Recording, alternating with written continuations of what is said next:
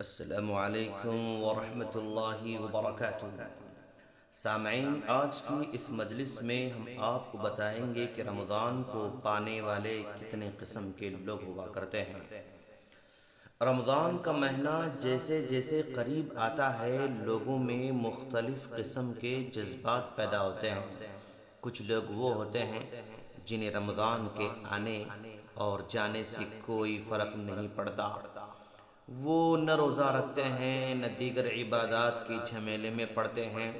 گھر کے کسی فرد نے روزہ رکھ لیا ہو تو اس کے ساتھ افطاری میں شریک ہو جاتے ہیں، اور باہر بھی افطار پارٹی میں شرکت کا موقع ملا تو سماجی پہلو سے یا پھر افطار سے اپنا حصہ وصول کرنے پہنچ جاتے ہیں۔ البتہ یہ لوگ عید بہت ہی اہتمام کے ساتھ مناتے ہیں۔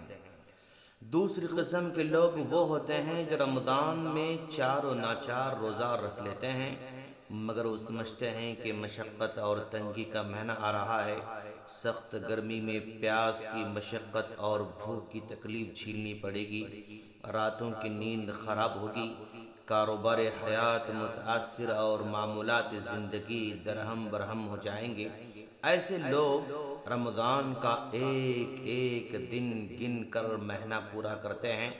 آخر کار اس مہینے کے خاتمے پر ان کی یہ سالانہ مشقت ختم ہو جاتی ہے۔ وہ جیسے رمضان سے پہلے تھے ویسے ہی رمضان کے بعد پھر واپس ہو جاتے ہیں۔ ایک تیسری قسم کے لوگ وہ ہوتے ہیں جو رمضان کے روزے ذوق اور شوق کے ساتھ رکھتے ہیں، تلاوت قرآن، نفل نمازیں اور دیگر عبادات کا بھی بھرپور اہتمام کرتے ہیں۔ روزے کی مشقت و خیر انہیں بھی محسوس ہوتی ہے، مگر وہ اسے حوصلے سے برداشت کرتے ہیں۔ وہ امید رکھتے ہیں کہ اس مشقت کے بدلے میں جو اجر انہیں ملے گا اس کے مقابلے میں یہ تکلیف کچھ بھی نہیں۔ امید ہے کہ ایسے صالحین اللہ تعالیٰ سے اپنی محنت کا ضرور بدلہ پا کر رہیں گے۔ چوتھی قسم کے لوگ وہ ہوتے ہیں جو رمضان کے آنے سے پہلے ہی رمضان کے انتظار میں ڈھل جاتے ہیں۔ وہ شعبان کے مہینوں کا ایک ایک دن گن گن کر گزارتے ہیں۔ ان کی عید اسی دن ہی سے شروع ہو جاتی ہے جب رمضان کا چاند طلوع ہوتا ہے۔ تیسرے گروہ کی طرح یہ لوگ بھی روزے کی مشقت خوش دلی سے جھیلنے اور عبادت میں سرگرمی سے حصہ لیتے ہیں، مگر ان کا اصل امتیاز یہ ہوتا ہے کہ رمضان کا مہینہ ان کے لیے اللہ تعالیٰ سے ملاقات کا مہینہ بن جاتا ہے۔ روزے کی ایک ایک مشقت ان کے لیے اللہ تعالیٰ کی مہربانیوں کا تعارف بن جاتی ہے۔ جب پیاس کی شدت حلق میں کانٹے پڑنے لگتے ہیں تو وہ اپنے رب کو پکارتے ہیں کہ مالک، ایک ایسی کائنات میں جہاں پانی کا ایک قطرہ نہیں، تو نے اس کرۂ ارض کو پانی کا گہوارہ بنا دیا۔ مالک، تو ساری زندگی ہمیں پانی پلاتا ہے، مگر ہم نہ جان سکے کہ پانی کیسی نعمت ہے۔ آج جب حلق میں کانٹے پڑے تو معلوم ہوا کہ بے ذائقہ مشروب کائنات کے ہر ذائقے سے بڑھ کر ہے۔ ہم اس نعمت کے لیے تیرا شکر بجا لاتے ہیں۔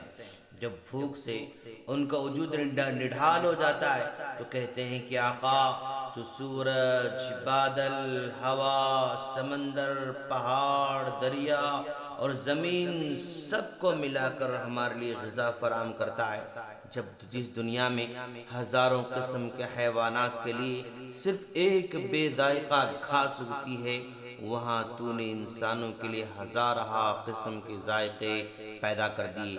ہم دل کی گہرائیوں سے تیری عظمت اور عنایت کے معترف ہیں۔ الغرض، روزے کی ہر مشقت اور بے آرامی ان کے لیے اللہ تبارک و تعالی کی پہچان کے نئے دروازے کھول دیتی ہے۔ کھانے پینے کی محرومی ان پر یہ واضح کر دیتی ہے کہ ان جیسی لاکھوں نعمتوں میں وہ ہر لمحے جی رہے ہیں۔ اس احساس سے ان کی آنکھوں سے آنسو رواں دواں ہو جاتے ہیں۔ ان کا سینہ اللہ تبارک و تعالیٰ کی ذات کے احساسات کی تجلیوں سے جگمگا اڑتا ہے۔ ان کی راتیں ذکر الہی میں منور ہو جاتی ہیں۔ ان کا وجود اس اللہ تبارک و تعالیٰ کی جنت کے لیے سراپا طلب بن جاتا ہے، جہاں جہاں نہ کوئی بھوک ہوگی، جہاں نہ کوئی پیاس ہوگی، جہاں ہر نعمت بے روک ٹوک اور بے حد و حساب ان کو مل کر رہے گی، جہاں سے وہ نکلنا چاہیں گے اور نہ ہی کوئی انہیں نکالے گا۔ وہ اس جہنم کے تصور سے لرز جاتے ہیں جہاں محرومی کی ہر ممکنہ شکل جمع کر دی گئی جائے گی، جہاں اللہ کے مجرم، سرکش اور غافل ہمیشہ ہمیشہ کے لیے پچھتاوے میں رہیں گے۔ کیسا عظیم موقع انہوں نے گنوا دیا، جہاں وہ ہمیشہ ندامت کے اشکوں کے سیلاب بہاتے رہیں گے۔ انہوں نے کیسے مہربان رب کو پایا اور کس بے دردی سے اسے بھلا دیا تھا۔ یہ اہل ایمان روزے کی حالت میں اس جہنم سے اپنے رب کی پناہ مانگتے رہتے ہیں، وہ اپنی خطاؤں پر شرمندہ ہوتے رہتے ہیں، وہ سراپا احتساب بن کر اپنی سیرت و کردار کا جائزہ لیتے رہتے ہیں، وہ عمل صالح کی ہر شکل کو اپنے وجود کا حصہ بنانے کا عزم کرتے ہیں، وہ معصیت کی ہر قسم کو زہریلا سانپ سمجھ کر اسے بھاگنے کی کوشش کرتے ہیں۔ یہی وہ لوگ ہیں جنہوں نے رمضان میں اپنے رب سے ملاقات کر لی، یہی وہ لوگ ہیں جنہوں نے جان لیا کہ اللہ معبود حقیقی ہے اور حقیقی طور پر نعمتوں کو دینے والا ہے۔ ہم دعا کرتے ہیں کہ باری تعالیٰ تو ہمیں ان آخری لوگوں میں سے شامل فرما جو رمضان کو غنیمت سمجھنے والے ہوں اور اس کے لیے بھرپور عمل کی تیاری کرنے والے ہوں۔ آمین۔ السلام علیکم ورحمۃ اللہ وبرکاتہ۔